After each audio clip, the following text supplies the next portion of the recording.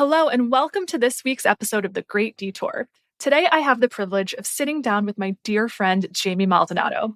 Jaime is one of the most dynamic and inspiring people I know.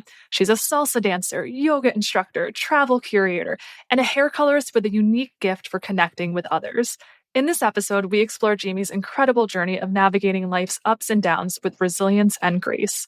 From her personal experiences with infertility to discovering passions she never knew she had, Jaime shares how she found purpose and authenticity through life's unexpected challenges. We talk about everything from how she balances her many hobbies, her spiritual awakening, the role connection plays in her life, and starting her travel business that empowers women to explore the world and themselves. Jaime's story is one of growth, self-discovery, and the beauty of embracing life's uncertainties. I know you're going to walk away from this episode feeling inspired, so let's get to it. Welcome to the Great Detour podcast. I'm your host, Jess. If there's one thing I've learned about life, it's that it's full of twists and turns, and oftentimes a pretty big detour, or two. Sometimes these unexpected paths lead us to a life better than we ever imagined, and other times they give us the hardest lessons we never wanted to learn. But almost always, they leave us changed. Join me and my guests as we explore life's unplanned paths and learn from stories of growth, resilience, and transformation.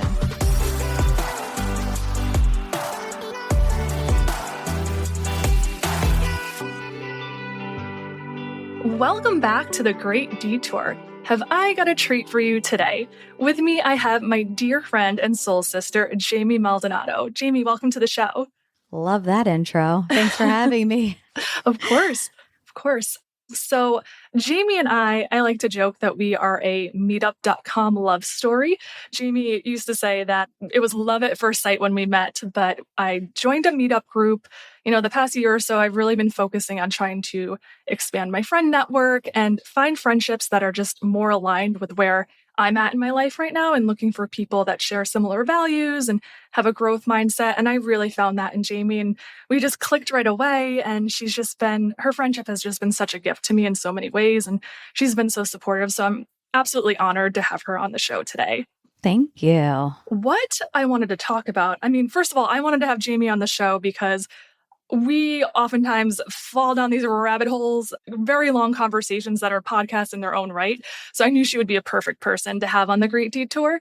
But also, similar to all of us, Jaime has and continues to go through some pretty big detours in her life. And not only does she handle them with such grace and resiliency, but they've actually led her to find even more passion and purpose in her life, which I just think is such a beautiful thing, and it inspires me in so many ways. So we're going to delve into all of that and all the good stuff here. But to get started, Jaime, you are probably one of the busiest people I know. You are involved in all the things and have so many hobbies. So I'd love for you to tell us a little bit about what you've got going on in your life right now as far as the hobbies you're involved in and some of the passions that you have. Okay, so yes, I love to keep busy and I just get bored really easily. So currently, really dedicated to my salsa dancing. I dance New York style mambo on 2, which has been amazing. And I just started assisting teaching, which has been really fun for me. And I'm learning the lead role versus the follower role. So that's been fun and a new challenge within this dance. So it's super fun for me. That's awesome. I am not a dancer at all, so I always admire anybody who can dance like that. It must be a good outlet too, I imagine, like just to channel your energy into. Yes. And do you want me to dive into it now, or should I just give you a running list and whatever then we dissect? You feel like. Why don't you give me the list and then we can kind of go into all the reasons you got into these hobbies. That sounds great. So dance, obsessed. Then I'm a yoga instructor. So I teach yoga at 2 different locations here in Westchester. And that's been really fun for me. And I had absolutely no intention to teach when I did my teacher training, but here I am teaching, loving it. And I guess there is something to be said about now teaching these 2 hobbies that I had. So maybe there's something to that. And then I'm a hair colorist by trade. I've been doing hair color for as long as I can remember. I wanted to become a hair colorist since the 7th grade. So that passion has been in my life for a very, very long time. The salon is actually transitioning and opening up a new avenue with a scalp spa. So that's Ooh. something I'm also going to be training in, to have this scalp to soul to scalp. Say that 3 times fast. Scalp to soul experience. So looking forward to kind of combining the yoga aspect and the mindfulness into this kind of massage scalp renewal situation. And what else am I doing? Oh, and then of course, most importantly, I started a travel business recently, which has been something that has been on my mind for almost a decade. Mhm. And I decided to take the plunge. Yes. So SipSoulSavor, curated travel experiences is the actual name. Yeah. And so I'm leading women on tours around the world. Just started a travel agency. That's No it. big deal.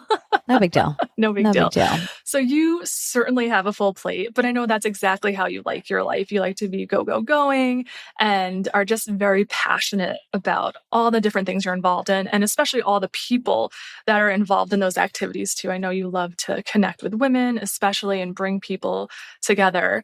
And I think that's such a wonderful thing. And it's impacted me personally as well.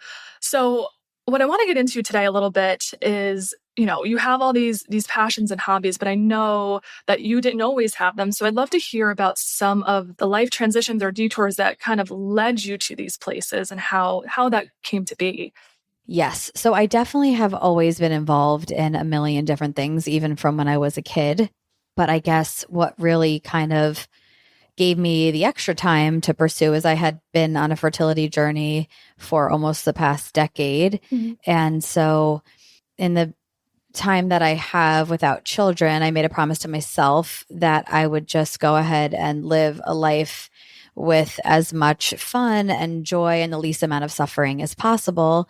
And so that's what led me to first finding the yoga teacher training. Mhm. And that was huge. But also, it was this idea that I had gotten so far from my true self, just kind of getting into my relationship and morphing into the version of myself that I became now with my partner, and kind of making sure that my partner was happy. And I was very happy with that version of myself for a while, but then it wasn't really, I just wasn't happy anymore. And I Mhm. had to pivot and figure out who I really was. And that's when I realized I needed to tap back into the arts. So I hadn't been really dancing or singing or playing an instrument, which is what I truly love to do from childhood. So I started looking for that outlet. And it started with like a little bit with the yoga, kind of creating playlists and Mhm. movement and choreo, if you want to call it that, linking the poses together felt a little bit like dance. And then Soul Cycle, being on the bike Mhm. and moving to the beat of the music. I was like, wow, I really miss dance. Yeah. And then finding actual dance. I love that it's kind of circling back to childhood too. I feel like that's a lot of people's journeys where, as kids, we're born who we are. We're born exactly who we're meant to be. And then a lot of times I think life happens, and whether it's family or social conditioning, and we get these ideas in our head that this is how life is supposed to look. And we're supposed to be married by 30 and have a certain type of job or career. And we put these layers and layers on, and then life happens and maybe something shakes you up a little bit. And I find that a lot of us, in the process of going through those difficult times, we kind of shed those layers a little bit. And it's a little bit of a deconstruction of all of those societal ideas in our heads and things that we've built up over time, and kind of shedding those layers and really discovering who we are at our core and what it is that makes us tick, what are our passions and the things that maybe lit us up in childhood, and kind of finding those again. So I really love that you did that. Yeah, I think it's very, very important. And, I talk to women all day long. I'm very fortunate to have the opportunity to not only do hair color, but to really dive deep with women on a daily basis. And I think that's something that's really lacking for a lot of people. Is when I was younger, meaning, in my early 20s, I was really focused on my career. I think a lot of women are. And I really did. I put all of my time into building what I've built now. And so there wasn't a lot of time for play, if you will. Mm. And I think because of my fertility struggles, if I stayed on the normal trajectory or the normal path that women tend to be on, I would have rolled right from, career, marriage, babies, etc.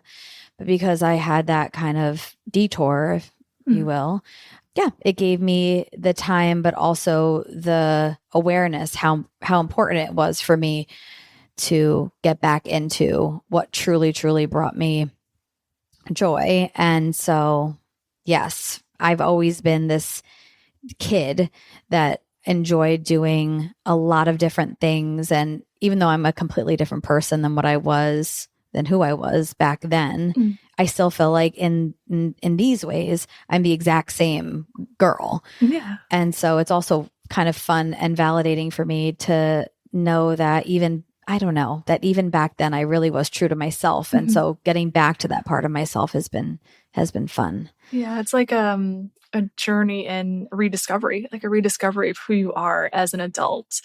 I'm curious with your battle with infertility, which I know this is a very vulnerable topic to talk about, as it's something that it's a detour that you're continuously on right now.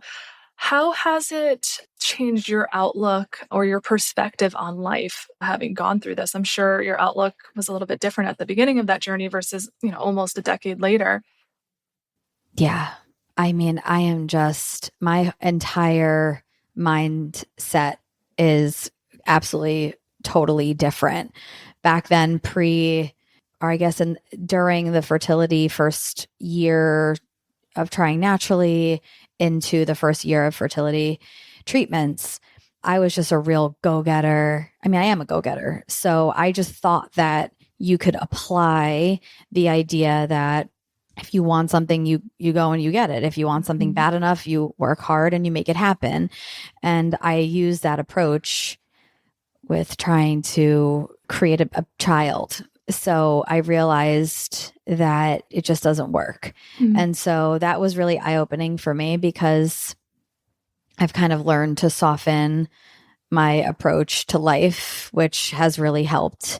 That perfectionist kind of vibe of, wanting everything to be perfect, and on my watch and on my agenda, it worked for certain things and it got me to where I am in my career, but in other areas, it just wasn't working. So it's been really helpful for me to know that I can use that approach in some ways and also soften that in others.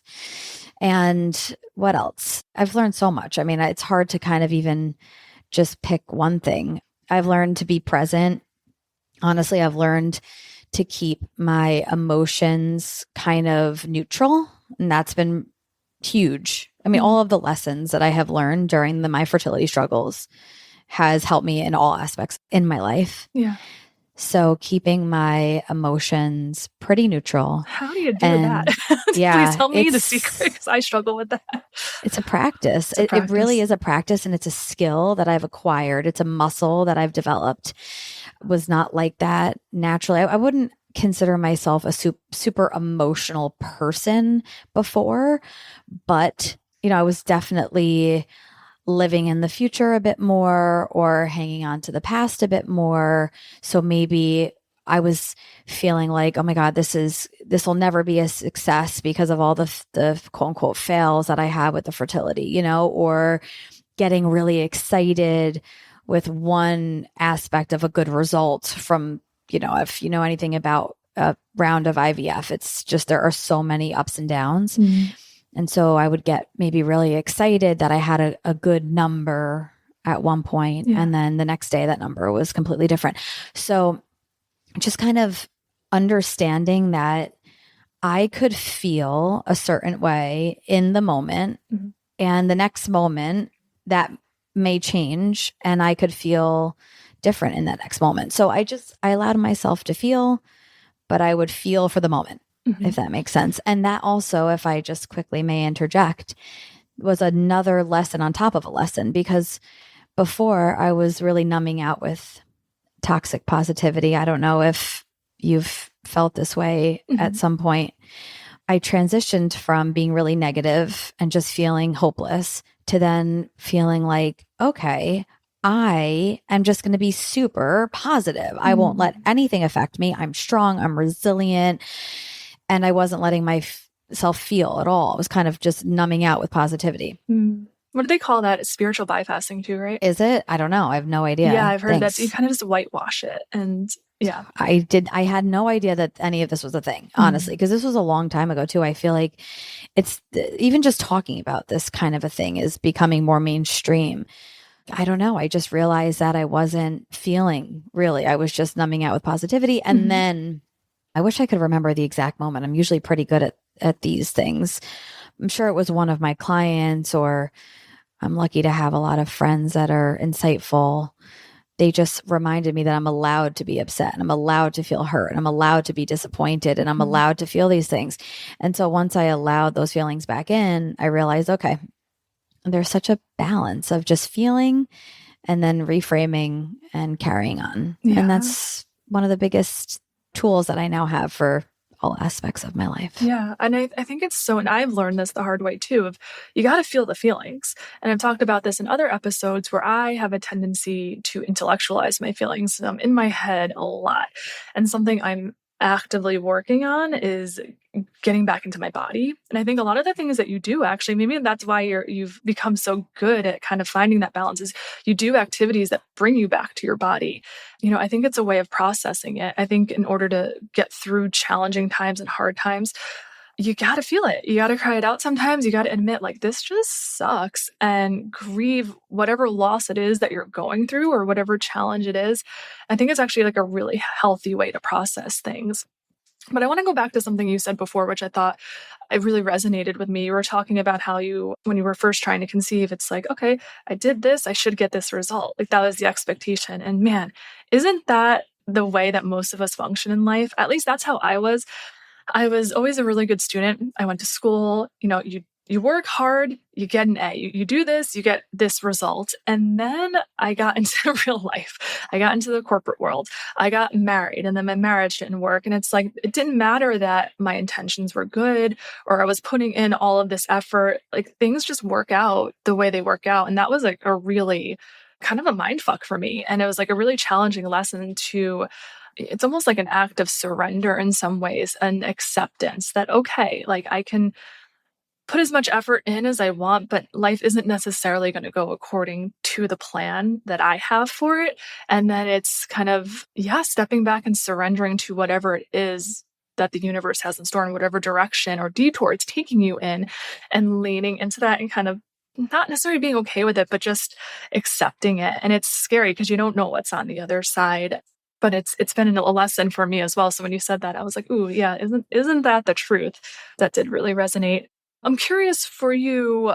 I'm sure it's been many ups and downs through your infertility journey. How did you take care of yourself during that time? Like, what are the things that you think helped you the most, especially when you were feeling your lowest? I want to say one thing before we go into that question. So my whole life, my entire life, I have wanted something and it didn't happen when I wanted it to happen. So it's really no surprise for me that this has been a reoccurring theme in my life. I wanted to become a hair colorist. My parents, it took forever. I assisted for 10 years. I wanted to get married. It took my husband 5 years and me saying I was done waiting for him to finally propose. I wanted to have a baby. Of course, it doesn't happen. It's literally been my theme. So I was not surprised. I was actually, it not happening validated everything I already knew, which is that life just does not happen on my watch. It just doesn't. And at first I was salty about it. Really salty about it. Yeah. Like, why me? Victim mentality. I never get what I want when I want it, kind of a thing. And I think this is really important. One of the lessons, like really important, is when I decided to just surrender to the timing of the universe and to understand that everything that happens, this is so cliche now, but everything that's happening to me is happening for me. It really is, though. Yeah. Like, it really, really is. And the second that I was able to understand that, seriously, it was one of those like the lights went on and I was like, okay, I can take on anything, because I know that as long as I'm making, and it's going to circle back to exactly what you said before, as long as I'm making gut decisions, I will always be led exactly where I need to be. And how I make those gut decisions is me doing all of these things to be able to tap into my body, because that's where I'm actually feeling my like pings of intuition. Oh yeah. So Sure. it really is all tied. Mm-hmm. It's all tied in, and it all goes back to like just trusting the universe and my gut co-creator with the universe. Okay. So how I took care of myself, basically all I do is take care of myself. That's literally all I do. But before that, I was just taking care of my husband. So I should just say I was taking care of my husband 100%. Best wife ever. That man was taken care of, period. Loved to do it. And it wasn't until this fertility situation that I realized that I really had to take care of myself. I had to put myself first. I just had to. I didn't even know that I wasn't doing that until I had no choice but to. And then that gave me the awareness of what was going on with my whole people pleasing tendencies. And so once I really started taking care of myself mentally, physically, emotionally, it looked like a lot of movement always. So I've always been somebody that's into exercise, but I started experimenting with the different types of exercise and understanding what I liked, what I didn't like, why I didn't like something. I'm big on that. So a lot of movement, a lot of spiritual healing. So I have tried a lot of different modalities, and that has been huge for me. Psychic medium, Reiki healing. I have done a lot, and that has been amazing. It's like spiritual hygiene. Oh yeah. And did you find that when you were in the thick of your hardest times, was it almost as though you had a spiritual awakening? Because that was what happened for me and kind of really triggered me seeking out spirituality, was when my life was falling apart. I feel like that happens for a lot of people. Yeah, my teacher training was really yoga, my spiritual awakening. I mean, honestly, like it was the most life-changing process I've ever experienced in my entire life. I was raised religious and I had faith, but then I also wasn't connected to that anymore. And the yoga teacher training just totally blew my mind wide open. And yeah, before that, actually, when my husband wasn't proposing, that was the first time that I had a psychic experience. And that really was the first thing that opened my mind. Yep. I didn't really fully tap into it until the teacher training, I would say a couple of years later. But yeah, like it's just constantly like levels of, I don't know, just learning and growing and evolving constantly. Ever since then, it never stopped. Yeah. And then like body work, massage, Rolfing. What is that? Rolfing, which is like a specific technique of deep body work. I don't know. Sorry, can't give you a more eloquent definition, but no worries. Yeah, I had actually a psychic told me to give it a try, and I did. It's really intense and it's deep, but that brought a lot of relief. And yeah, just your typical, spa days and things like that. It was a lot of self-care. Yeah. Did you feel guilty at all? Because you said prior to that, you were historically a people pleaser and, putting your husband and others ahead of yourself. Did you feel any guilt as you transitioned into taking care of yourself? No, not at all. Not like zero, like actually zero guilt. Even back then, because now I really, guilt was never something I felt. I don't think. I'll have to really honestly think about. Teach me your ways, please. I mean, I struggle with it all my big thing was shame. I just always felt a lot of shame. That I know for sure. I mean, I could talk endlessly about the amount of shame that I carried my whole life. We can dive into that if you want. But guilt, I never really felt guilty, I don't think. Well, I think that is a very healthy response. That's the goal. Because I feel like a lot of us who haven't done that and have had a life of trying to please others, when you start finally choosing yourself, it's new and doesn't feel comfortable. And then for me, at least, there's been a lot of guilt associated with it. And the more I do, it's like any muscle, you got to get your reps in and you become more comfortable and you get stronger at it. But in the beginning, oh my gosh, like when I first got divorced and I called it my freedom tour. Anything I wanted to do, I did. Want to take that trip? Sure. Wanted to buy that dress? Go for it. Like do whatever. And I just remember in the beginning feeling like, oh, I'm being so indulgent right now. And I'm just being quite self-absorbed. But I actually needed that time. I needed that time to heal. I needed that time to come home to myself. But there were a lot of conflicting feelings around it for sure. I wonder for you if you really felt guilty or like if your mind was trying to convince you that you should feel guilty. I don't know. Yeah. I'm not really in my head a lot. So I don't know if that has anything to do with it, but God bless, girl. It was like, I wish. What's that like? Tell me. You know what? I'm in my head when it comes to maybe like feeling self-conscious in certain ways or feeling like maybe I'm not good enough or fear of failure. Like those are the ways that I could be in my head. But no, I never. And I think when I realized the people pleasing thing was happening, it was such an aha moment for me that it's not like somebody told me this. Like I came to my own realization of what was going on and like the conditioning that I was taking part in because of my upbringing, obsessed with my parents, love them so much, but I was raised pretty strict. And so, you know, we pleased our parents. So we didn't get in trouble. We didn't get grounded or whatever. So I was just always like, gotta please keep everything nice and even. Don't make waves, be a good girl.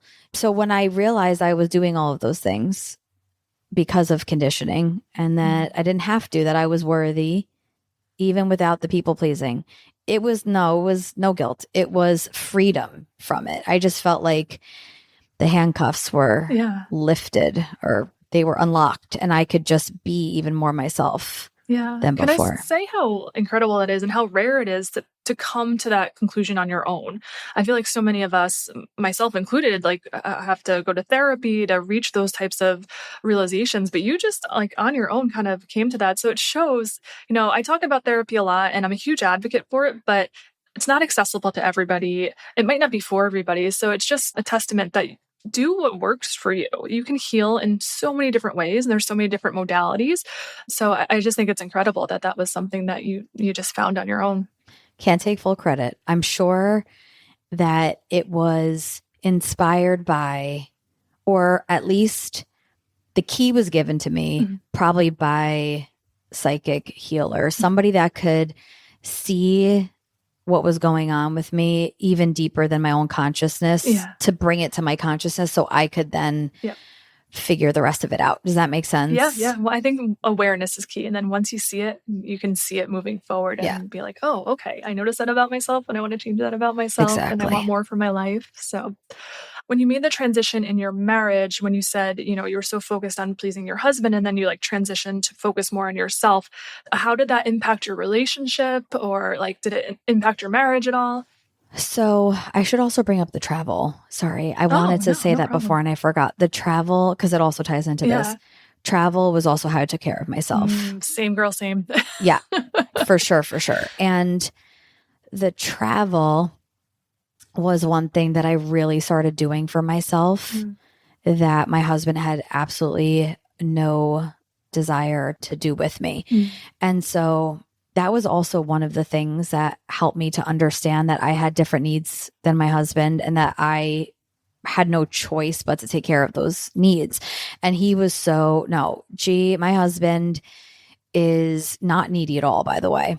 So if anything, how I was taking care of him was doing things on my own. Yeah. So that, because he has gone through like a big kind of evolution of self. So I'll refer to OG, the original version of him, where he really just wanted to be home, relaxing, chilling. He wanted me there. It's not that he didn't, but he knew kind of what he signed up for. And he knew that I like to go and do a lot and be spontaneous. And he was super supportive in kind of, I don't want to say letting me, but encouraging me to satisfy those things as long as he didn't have to get out of his comfort zone. Yeah. So there was a lot of contention because I wanted to do everything with him. He was my best friend and my favorite person. And so for him to not want to be a part of those things, it was hard. But then I had to pick me still. So I did. I love that, by the way, because I feel like a lot of women don't.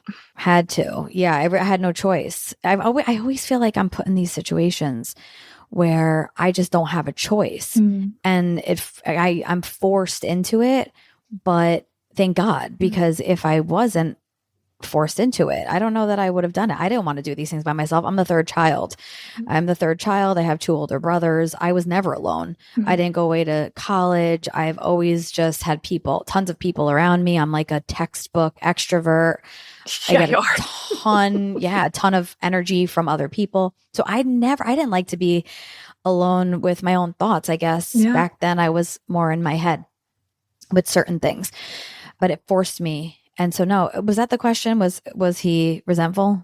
No, I'm just curious how it impacted your relationship, because that's a shift. You know, when somebody suddenly is in a dynamic where they're not operating the way they used to, like, it does shift the dynamic between the two people. So I'm curious what the impact was. Yeah. Huge shift. The shift was I went from being kind of in my mind, it was a little bit of a codependent relationship. If I had to label it, I hate labels, but if I had to label it, was like a little bit of a, maybe just a dependent. I don't know. Maybe he wasn't really codependent. Maybe it's just a dependent relationship where I was just dependent on him to bring me joy and to bring me happiness and to fill me up. Yeah. Okay. We're going to call it a dependent, not codependent at all. Cause he really is super independent. Yeah.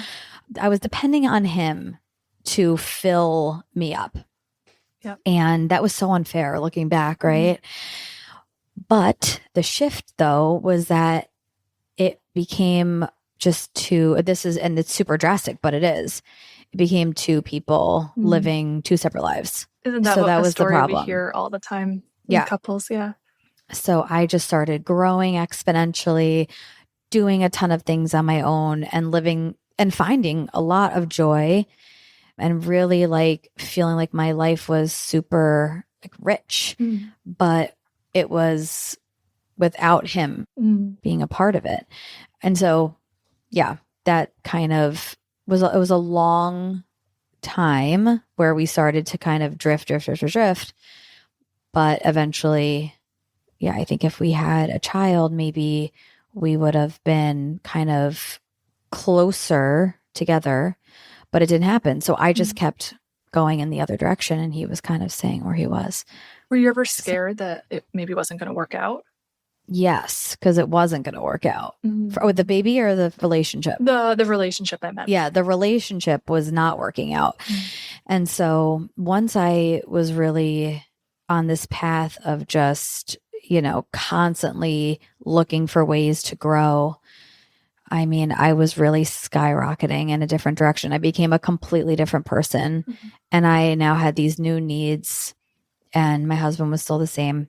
And so, I just became really unhappy. The pandemic was a moment where we were forced to spend a big chunk of time together. And it was amazing because it was, 3 months of lockdown. Yeah.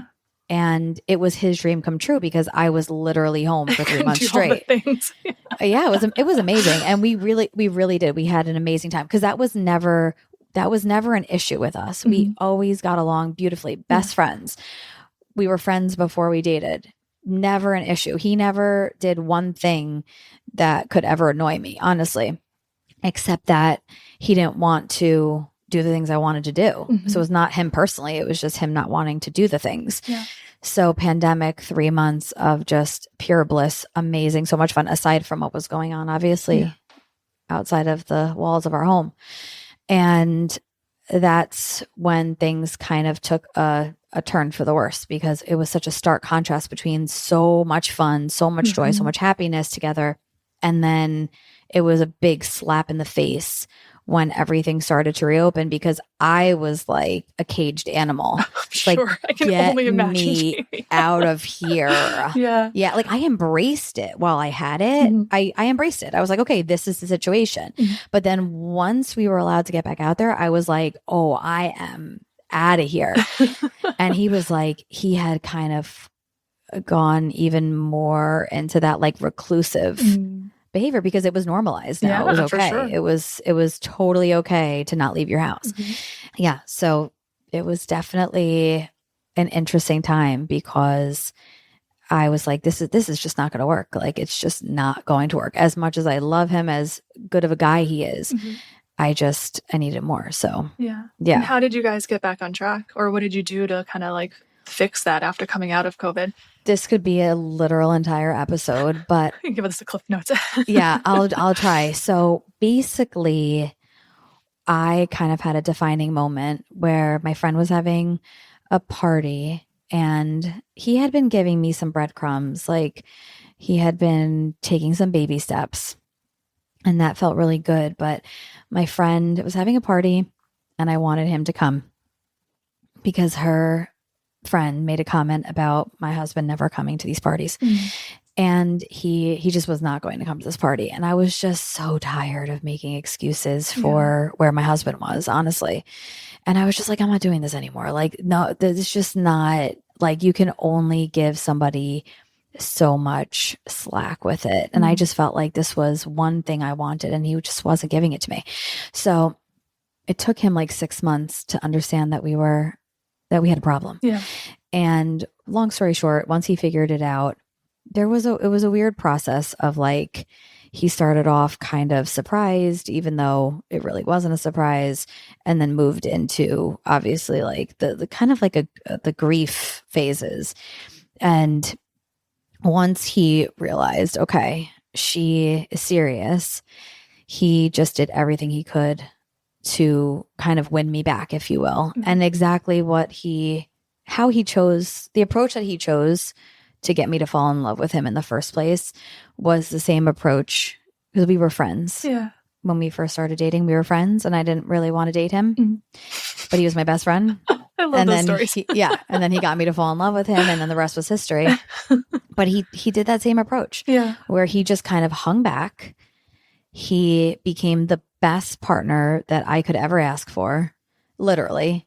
Best partner. And like, it'll take me forever to explain everything, but whatever I felt was the partner that I wanted, he was. Yeah. And that'll be different for everybody. So there's no point in me explaining it. And then he stepped back and he gave me space. And I don't know if this was truly what he was trying to do or if he just, I don't know. But my interpretation was that he took a step back. He let me live my life. He sucked up a lot. And I think that he let me fall back in love with him without pressuring me. He let me kind of figure myself out, this new person that I became again. And my husband's always been very supportive of all of my, I grow a skin, I shed a skin, I grow a new skin, I shed a skin. And this man always just really shows up and allows me to be all of those different people. That's a rarity too, to be able to grow together and change so much over the years. So I think it's a testament to your relationship. And also I just want to commend you. Like, it's very brave of you to come out and talk about this. I know a lot of people, well, first of all, every person I know, every married couple has hit some pretty major road bumps in their marriages where they've hit points of, do we stay? Do we go? What are we doing? It's just that nobody likes to talk about it because I feel like there's like an embarrassment that comes with that. But I feel like everybody goes through it and you hit those rough patches. So I think it's really admirable for you to just be vulnerable and honest and say, yeah, like we went through some shit, but we're on the other side of it. And, marriage is work and it's always a work in progress. And I love the honesty about that because I wish that more people were honest about how hard marriage is. Yes, it's definitely something that I'm very passionate about is talking about real life with my ladies, whether that's, really behind the chair, my friends, just talking about real life. I am by no means perfect. My approach to getting myself where I am has been messy and ugly and dirty. I'm not at all saying that it has been, something that I've always been super proud of, but I had to go through it to end up where I am. And so that's why I do talk about it, because and I can talk about it because I released the shame and the idea of shame a long time ago. What did you say to me the other day? You said something. Shame off you. Shame off you. I loved that. My girl Laura gets full credit for that, because the day that she said that to me, and that's also why I was able to, or how I was able to get where I am, is also with the help of all the insightful women in my life. I have to give like full credit to the fact that I have ladies who are willing to be open and vulnerable, like this conversation, that allowed me to learn and grow from all of their kind of, I don't want to say mistakes, but just their life journeys. Life journeys, experiences, detours. And it helped me to now create this path and continue to talk about it. Yeah. Because it's so important. How else do you figure life out without, talking about the real stuff? Yeah. And otherwise you feel so alone. Like when you're going through these transitions, these detours, it can be so incredibly isolating. And that's part of the reason I'm creating this podcast. I'm hoping people who are going through whatever challenge it might be, that they feel less alone, and that, no, we're all going through it. We're all in this together. And maybe something that I say or one of my guests says will help them along that journey. And if we do that, then I feel like we're doing something right. When I was going through, my divorce, or when my dad got really sick, I just listened to all the podcasts and was just trying to find different stories that I could relate to. And it was a huge source of comfort for me. So I do think it is really, really important to just be open and share our stories. But you were talking about how important, your female relationships are to you. I think that's a great transition into the business you just started. Can you tell me a little bit about what you're doing with travel and the group you just started? Would love to hear more about that. Yes. And I have to say, I was a guy's girl my entire life. Which is so funny because you're such a girl's girl. I was a guy's girl my whole life, because the women that I was around, we just weren't, I guess, on the same page. So I just think it's also interesting now that the quality of women, it's so important to make sure that you're around people that kind of have the same mindset that you have. Yeah. So yes, I started this travel business. I did solo travel because my husband didn't want to travel. I never in a million, I didn't even take a train by myself until I was in my 20s. So decided to go to Turks and Caicos by myself. Unbelievable experience. I brought like the Happiness Project book with me. And I never thought that I could feel that way. It was so liberating, so empowering. And I was just addicted to that feeling. And it is like, what a way to grow exponentially, to catapult yourself into some other level. It's to travel by yourself, as you know. I know. I'm going to do a whole travel episode because it's so transformative. Yeah. Transformative. Good word. So I went on a yoga retreat in Italy, and I was kind of fielding one or two little issues on my own. And then I was doing my thing that I always do, like kind of, I don't know, something about group dynamics. Like I love just being around a group. It's easy for me to talk to people. It's easy for me to connect with people and to connect people with other people. So I was just like doing my thing. And I realized like, I want to do this. And that was like 9 years ago. So I continued to travel on my own.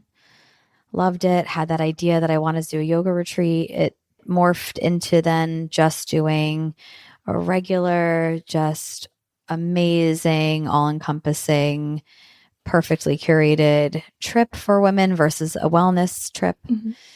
And that was because my yoga community had suffered with the pandemic and the yoga studio closing. So it just didn't feel right anymore to do that. And so the timing was right. I knew that there was going to be a big shift once I completed this like long fertility stretch that I had been on. Yeah. And I knew that my life was going to change. I didn't know how.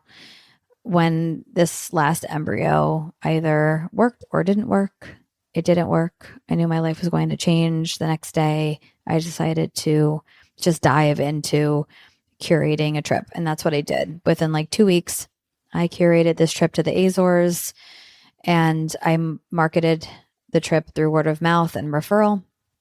Ended up selling the trip out and had my first trip in September, which was a great success.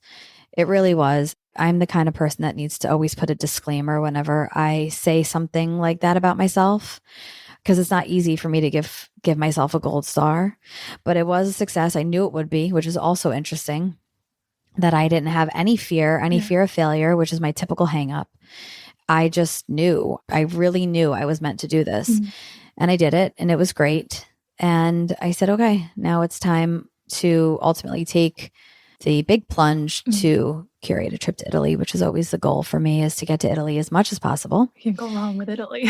Yeah, exactly. So that's what I did. So I curated a trip to Italy. That's happening in June. And ever since I started, it'll be a year in March that I started this business, my life really, truly has not felt this in flow in a very, very, very, very long time. Very long time. And so it's interesting. The baby situation, I have just really clawed my way through, and I've been on this hamster wheel for so long, not getting anywhere, to then pivot to something else. And it's just flowing, moving so quickly. I think it just kind of validates my whole idea of whatever is happening for my greatest, highest good. Yeah. And I'll go with that. And the proof is kind of in the pudding. Yeah. That's such a great perspective to have. And I'm just so happy it's like all coming together for you. I love that flow state. I've been in those before. And it's like, it doesn't mean things are perfect or there's no work involved, but it comes with an ease, and you kind of just know you're on the right path. Maybe not where you're going to end up or what the end destination is, but like, I feel it with this podcast too. It's just happening, and more like guests are just coming my way, and I'm like, okay, I feel like I'm just being called to do this. So just completely going for it. And I love that you're doing the same. I know the trips are kind of exclusive, but for anybody who might be interested in learning more, is there somewhere they can go to visit? Yes. So SipSoulSavor on Instagram, SipSoulSavor@gmail.com if you want the current trip offerings. Eventually there'll be a website, but right now it's kind of like an if you know, kind of a thing. Yeah, very exclusive. I love that. Yeah. Awesome. Trying to kind of curate the group as well, so that I can really give the greatest experience possible. Yeah, definitely. Yeah. Well, Jaime, thank you so much for coming on and for your vulnerability and your bravery and sharing so many aspects of your personal life. Like, I feel like even if people are going through different things, there were so many moments of resonance for me, and I know there will be for so many other people as well. I'd love to close with one last question for you. So for anybody who's listening who might be in the midst of a time of uncertainty or going through a detour themselves and feel like, man, life really is not panning out the way I had planned, and are feeling maybe a little bit hopeless, do you have any thoughts or advice for them? I would say to work on raising your vibration. So gratitude, finding your joy, and just being in the moment, kind of with this hope that everything, to circle back, that's happening to you is happening for you, and to kind of decode whatever that means for you. Yeah. It's incredible advice. Thank you. Well, I feel like you really embody and demonstrate what it means when, you're going through a challenging time, to handle it with resilience, but also you remind us that it can lead you to passion, it can lead you to purpose, and it can lead you to authenticity, and really finding out even more who you are and what you're meant to do. So thank you again. I really, really appreciate it. Thanks for having me. Thanks for listening to this episode of The Great Detour. If you like what you're hearing, I'd love if you could leave a rating or review wherever you listen to podcasts. And don't forget to subscribe so you never miss an episode. If you have a detour story of your own, you can send it to mystory@thegreatdetour.com or shoot me a message at The Great Detour on Instagram. Thanks for taking this journey with me.